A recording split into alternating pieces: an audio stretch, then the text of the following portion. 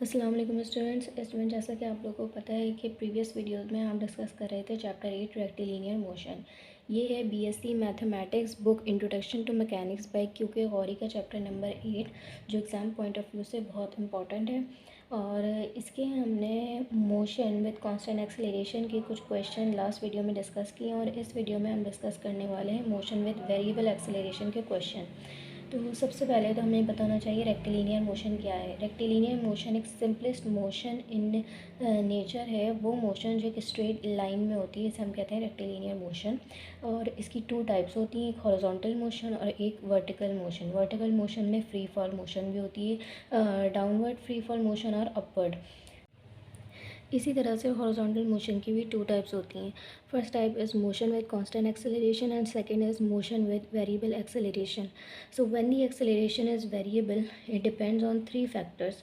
First factor is time, second is velocity and third is distance. तो जब हम question solve करेंगे variable acceleration के, तो हमें ये तीन इक्वेशन यूज़ करनी होंगी। First is time dependent acceleration equation, second is distance dependent acceleration and third is velocity dependent acceleration. ये तीन इक्वेशंस बहुत इंपॉर्टेंट हैं जो हमें ये question with variable acceleration solve करने में बहुत हेल्पफुल होंगी। तो स्टूडेंट्स, ये है क्वेश्चन नंबर 10 एक्सरसाइज सेट 8 से। And the question says discuss the motion of a particle moving in a straight line if it starts from rest at t is equal to 0 and its acceleration is equal to। उसके बाद हमें इसमें तीन questions दिए हुए हैं। ये एक ही क्वेश्चन में तीन पार्ट्स हैं। तो first is t to the power n, second is a cos t plus b sin t and third is minus n square x. तो हमें ये तीनों क्वेश्चन सेपरेटली एक एक करके सॉल्व करने होंगे। तो सबसे पहले हम सॉल्व करेंगे फर्स्ट, वो है t to the power n।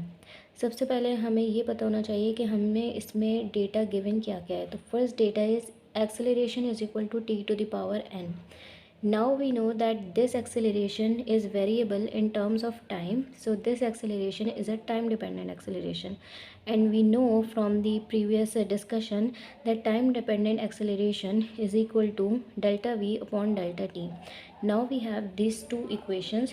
The first equation is a is equal to t to the power n, and second equation is acceleration in terms of time is equal to delta v upon delta t. To solve this question we have to compare these two equations.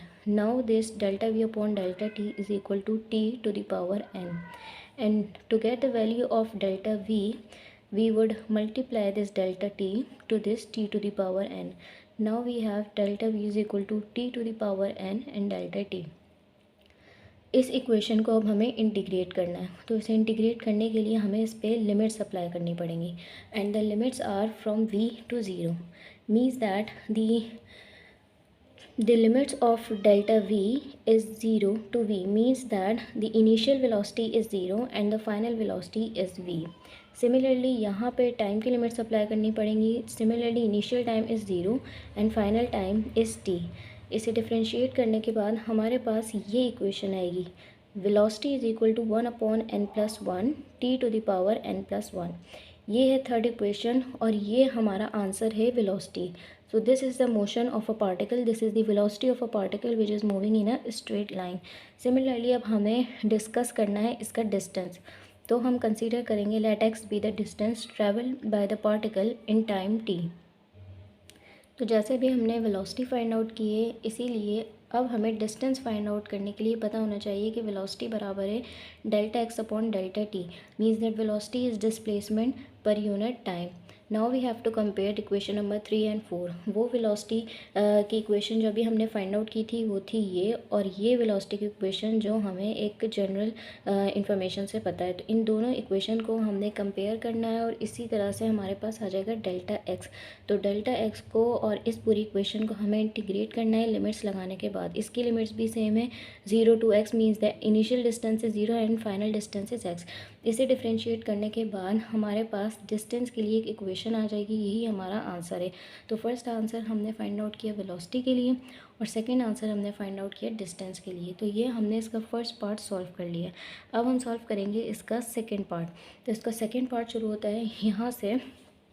Second equation हमें given है a cos t plus b sin t। यहाँ पे acceleration बराबर है a cos t plus b sin t। तो this acceleration is time dependent acceleration again. तो time dependent acceleration में हमें पता है acceleration in terms of time is equal to delta v upon delta t। Now we have to compare these equation number 1 and equation number 2 like we did before. So now we have delta v upon delta t is equal to a cos t plus b sin t।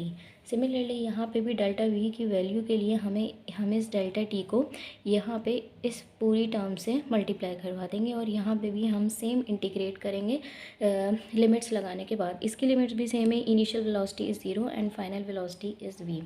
Similarly हमने यहाँ पे जब इसको integrate किया तो हमारे पास ये वैल्यू आ गई।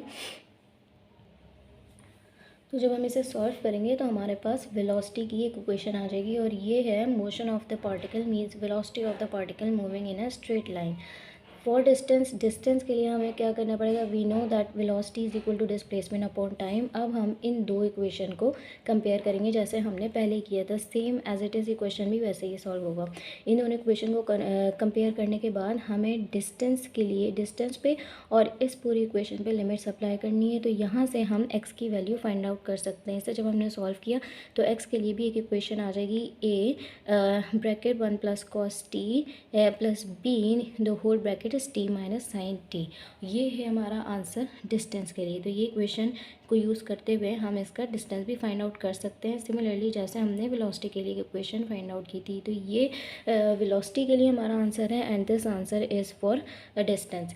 सिमिलरली ये थर्ड क्वेश्चन भी है जो आप देख सकते हैं कुछ इस तरह से सॉल्व होगा। अब चाहे तो उसका स्क्रीनशॉट ले लें या फिर कहीं पे नोट कर लें। तो ये 3 पार्ट्स का एक क्वेश्चन है जो एग्ज़ाम पॉइंट ऑफ व्यू से बहुत इम्पॉर्टेंट है।